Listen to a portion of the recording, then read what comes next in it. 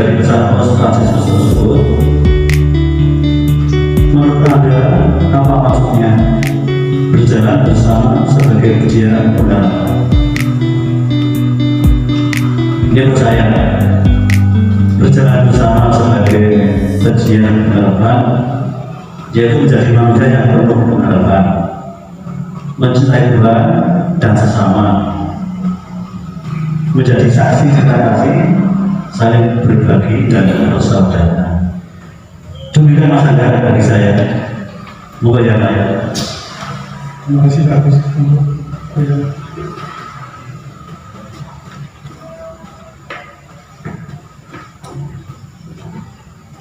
Terima kasih Mas Angga. Saya akan mencoba menanggapi yang C dan D. Sikap-sikap seperti apa yang perlu dikembangkan untuk mewujudkan diri sebagai peziarah pengharapan?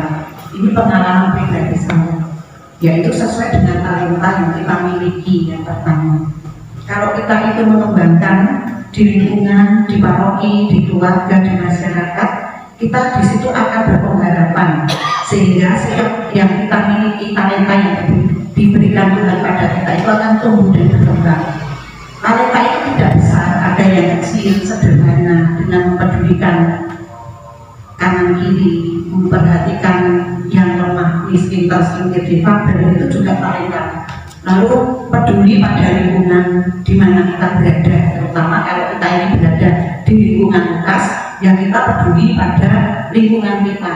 Kepedulian itu muncul dari hati nurani kita masing-masing, jadi tidak adanya keterpaksaan, tapi merasa bahwa kita terpanggil. Kalau merasa terpanggil itu tidak ada paksaan, rasa hati senang, melaksanakan apapun dengan sukacita. Ini pengharapan yang kita wujudkan di dalam mencapai perjalanan pengharapan kita. Itu yang D. Kemudian yang D, sikap-sikap seperti apakah yang menghambat dalam mewujudkan diri sebagai peziarah pengharapan? Banyak sikap-sikap yang menghambat bagi pribadi saya. Susah keluar dari zona nyaman. Kalau hidup kita ini sudah nyaman, berputar dalam lingkup kita sendiri, itu untuk keluar memperhatikan yang di luar sana, di luar pagar itu susah. Ini yang pertama yang saya alami. Kemudian rasa ketidakpedulian itu juga tinggi, egosentris kita, saya itu juga muncul, sehingga susah untuk ini hambatan untuk mewujudkan peziarah yang berpengharapan itu susah karena ego.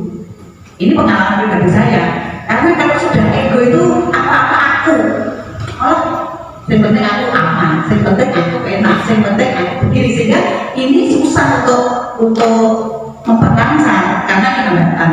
Kemudian menutup diri, sebenarnya bisa mampu kalau ada niat bisa berjalan melaksanakan tugas misalnya di lingkungan, tapi menutup diri tidak mau. Orang lain saja yang bekerja, saya jangan pekerja kosong menutup diri. Yang terakhir mengurung diri. Nah ini hanya di lingkup keluarga, di lingkup kehidupan masing-masing. Untuk gereja, untuk lingkup lingkungan tidak mau juga.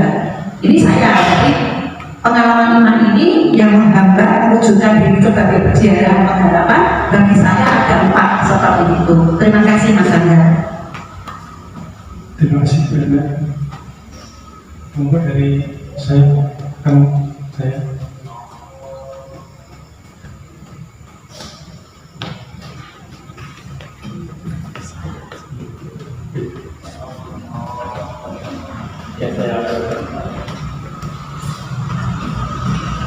Baik, selamat malam Bapak Ibu yang terkasih. Memang menjadi peziarah bukan hal yang mudah, paling tidak menjadi seorang peziarah mungkin kita memiliki tugas-tugas kerasulan, tugas-tugas kenabian paling tidak ini menurut cara pandang saya. Seperti kita tahu, menjadi nabi, menjadi rasul, menjadi utusan Tuhan atau apa istilahnya, memang kelihatannya enak. Mungkin kita merasa menjadi orang yang terpilih, mungkin kita akan merasa menjadi orang yang lain dari yang lain. Tapi ketika menyadari bahwa tugas itu tidak mudah, akhirnya kita benar apa yang dikatakan benar dan kita mungkin berada di dalam zona nyaman itu tadi. Menurut cara pandang saya, Bapak Ibu, sebenarnya apa sih yang harus kita lakukan sebagai seorang peziarah? Menurut cara pandang saya, mungkin kita berbeda, adalah menebar atau ya kita mencoba untuk mewujudkan wajah Tuhan, wajah gereja, mungkin tidak untuk seluruh dunia, tapi untuk lingkungan kita saja, untuk orang-orang yang ada di sekitar kita. Itulah menurut saya tugas-tugas kita sebagai seorang peziarah. Saya yakin dan percaya sebenarnya bahwa kita ini menanggung akan membawa beban itu, membawa tugas itu. Cuma karena kita merasa tidak terpanggil dengan tugas-tugas kita. Konkretnya seperti apa? Mewujudkan wajah Tuhan, memperlihatkan wajah Tuhan, wajah gereja di dunia kita. Yang menjadi orang baik dengan melakukan hal-hal yang baik, menegakkan benih-benih kebaikan. Itu cara saya memaknai ya, tugas-tugas kita sebagai seorang peziarah. Sebenarnya nggak sulit kan untuk menjadi seorang peziarah.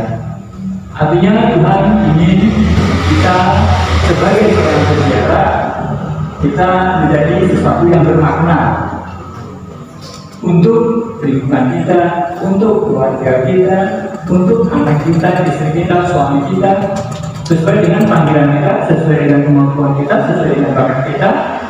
Jadi Bapak Ibu, mungkin di akhir kedua ini menjadi titik awal bagi kita untuk mendekonstruksi pemikiran-pemikiran kita yang selama ini kuat.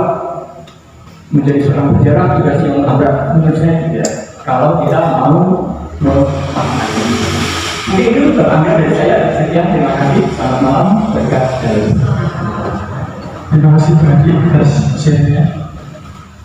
Apakah masih ada yang mau menceritakan pengalaman inspirasi kehidupan yang berkaitan dengan bacaan yang dibacakan? Berdasarkan sampel yang tidak itu bertanya ini soal status itu kita bicara dengan suatu tujuan apa yang akan kita lakukan bersama kita akan muncul dari ajaran yang kita terima. Kita harus bisa mewujudkan adanya kasih, keadilan dan kedamaian. Maka untuk dalam kebersamaan dalam persiapan untuk mengembangkan leadership yang membahagiakan, kita bisa mengembangkan perasaan ataupun makna kasih dalam kehidupan sehari-hari, sehingga kita selalu mengasihi Tuhan, kita mengasihi pada sesama kita.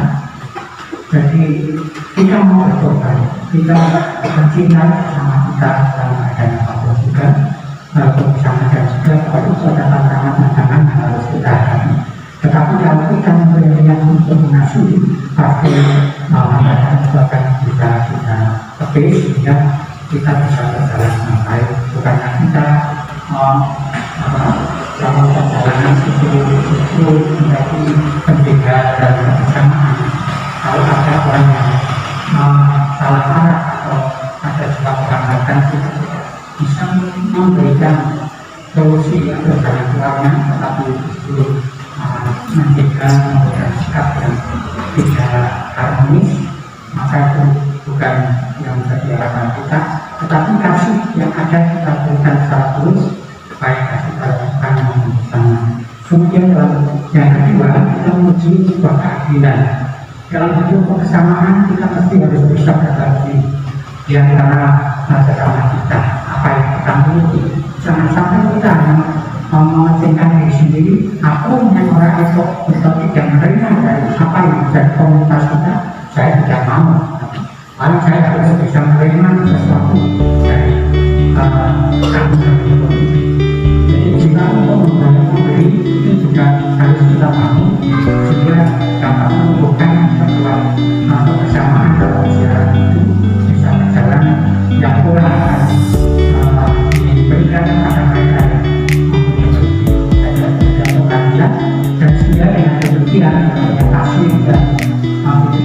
keberkahan ini akan menumbuhkan sebuah perdamaian hidup di dalam sebuah persiapan yang kita bangun bersama-sama pada dunia itu. Terima kasih Pak atas inspirasinya. Di Bapak Ibu, jadi selama persiapan kita memang harus mempunyai tujuan yang jelas. Mungkin kalau saya pribadi, saya tertutup dengan satu kalimat, beranikanlah dirimu untuk terlibat. Jadi saya tidak ada materi sama sekali dalam artian saya dulu untuk bicara aja bergabung mentalnya dan juga menghadapi orang-orang yang mungkin di depan ketika saya tidak awal gitu dulu. Jadi saya memulainya langkah demi selangkah. Ya kebetulan ada orang pada waktu itu menikmati saudara kita, saya harus memimpin, istilahnya di depan itu ada bicara, nggak hanya di hadapan umat sendiri di kelas, tapi juga di hadapan masyarakat banyak. Jadi memang saya harus membaca, ya memang itu prosesnya. Meskipun di dalam proses itu banyak orang pasti ada, ya ada yang istilahnya atau saya pasang, tapi itu lagi tadi. Untungnya suka pilih menyerah. Jadi hal-hal seperti itu ya sudah saya nggak biasa. Bukan terus dengan seperti itu saya tidak betul. Jadi memang dalam berziarah, dalam melainkan kita berziarah di depan menurut profesi masing-masing, kita harus bisa menjalaninya sesuai dengan ajaran kita. Jadi menurut saya itulah semangat untuk tidak mudah menyerah kita dalam menjalani amanah atau tanggung jawab yang diberikan. Itu kita selalu semangat dan melakukannya dengan sukacita. Kalau kita melakukannya dengan beban, ya tetap bahasa Jawanya menurut. Jadi apapun ayo kita kalau ada yang sudah terlibat tetap rajin terlibat, tidak usah mendengarkan omongan yang miring-miring. Kita movement seperti saya yang pegang buku, saya harus baca di depan banyak orang. Ya ada salah suka, tapi ya saya tidak bisa dengarkan.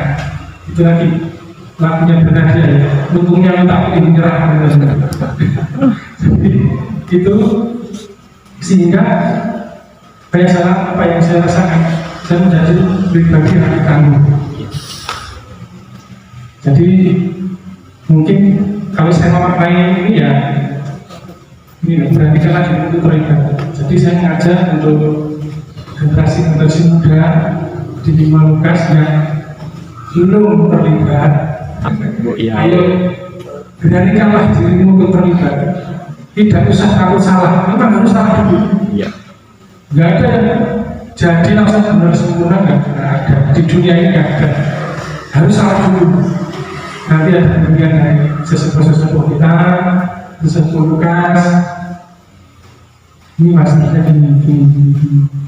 Ada suara-suara, ya itu jangan menjadi aneh. Karena dengan begitu kita semakin menjadi pribadi yang tak.